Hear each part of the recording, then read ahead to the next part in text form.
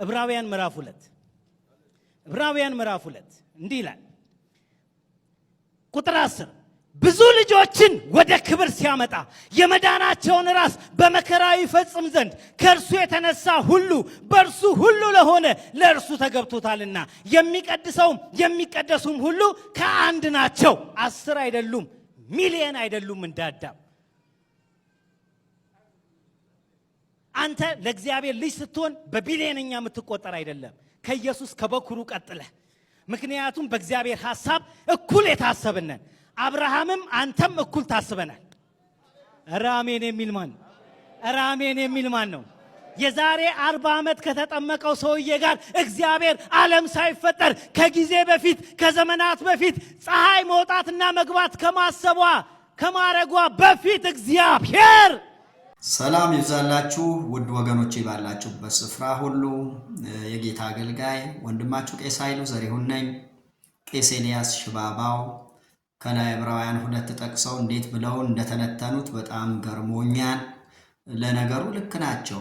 ጌቶቻቸውን ለማስደሰት ለጊዜው እንጀራ ለመብላት በሰው ለመሞገስ ይጠቅማቸው ይሆናል።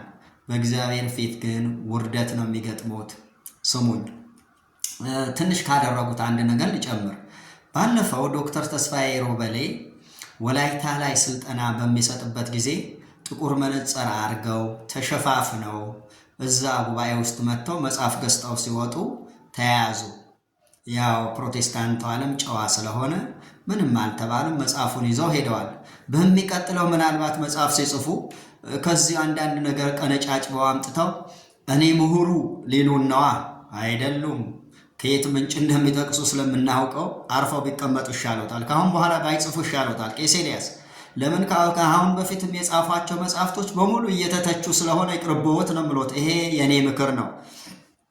እስቲ ዕብራውያን 2:14 ዋና ክፍሎችን ላንብብ።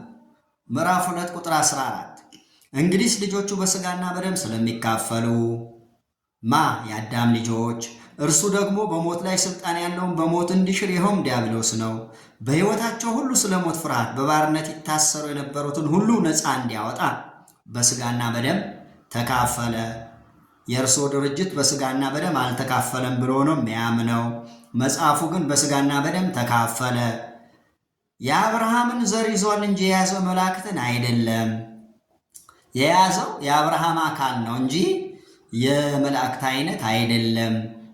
ይሄም አካል ለመያዝ ደግሞ በስጋና በደም ተካፈለ። ክብር ለእግዚአብሔር ይሁን። ስለዚህ የሕዝብ ኃጢአት ለማስተሰረይ ለእግዚአብሔር በሆነው ነገር ሁሉ የሚምርና የታመነ ሊቀ ካህናት እንዲሆን በነገር ሁሉ ወንድሞቹ ሊመስል ተገባው። ከላይ ራሱ ወንድሞች ምናምን ሲሉ እንደው የማሞካሸት አይነት ንግግር ሲናገሩ ነበረ። ወንድሞቹ ሊመስል ተገባው የተባለው ከሞት ፍርሃት ነፃ ያወጣቸው የነሱን ስጋ ይዞ የመጣው የአብርሃም አይነት ነው ብለው ለሚያምኑት በስጋና በደም ተካፈለ ብለው ለሚያምኑት እንጂ ለእርሱ እኮ ከማንበብ የዘለለ ነገር የለውም። በደንብ ስሙኝ። እንደዚህ ይላል፣ እርሱ ራሱ ተፈትኖ መከራን ስለተቀበለ የሚፈተኑትን ሊረዳቸው ይችላል። ይሄ እርሶን አይረዳዎትም፣ ዝም ብሎ ድካም ነው። ለምን ከዩፒስ አይ ጋር ስትገነጠሉ እኮ በስጋ አልመጣም ብላችሁ ነው እኮ የተገነጠላችሁት። እኔ እዛ ቤት የኖርኩ ሰው ነኝ።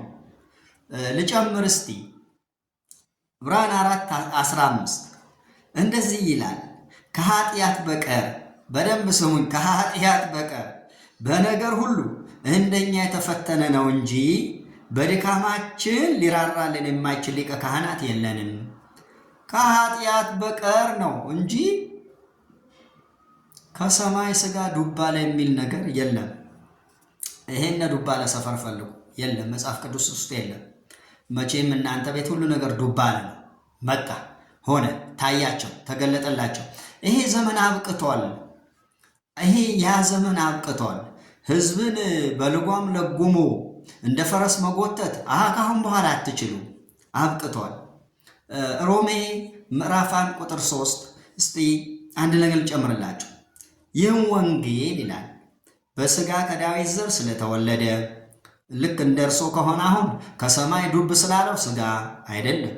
ይህም ወንጌል በሥጋ ከዳዊት ዘር ስለተወለደ እንደ ቅድስና መንፈስ ግን ከሙታን መነሳት የተነሳ በኃይል እግዚአብሔር ልጅ ሆኖ ስለተገለጠ ስለ ልጁ ነው።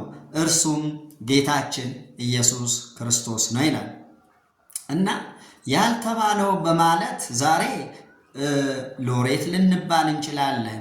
ጥሩ ልንኖር እንችላለን። በሰው ልንሞገስ እንችላለን። ስንት ዓመት የነበሩ አባቶችን ደፍጥጠን ፊት ለፊት መተን መጮህ በእነሱ ላይ ማስካካት እንችላለን።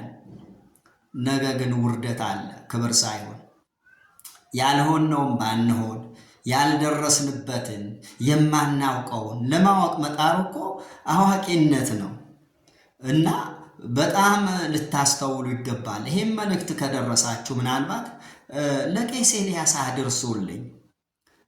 ቁጥር 10 ድረስ አንብበህ ለምን ጨርሰህ አላነበብከውም? እንግዲህ አለቆችን ለማስደሰት ከሆነ ልክ ነው። እንደ እግዚአብሔር ቃል ከሆነ ስህተት ነው የሰራኸው። ንስሐ ልትገባ ይገባል። ቄስ ኃይሉ ዘሪሁን ነኝ። ሰላም ያገናኘን።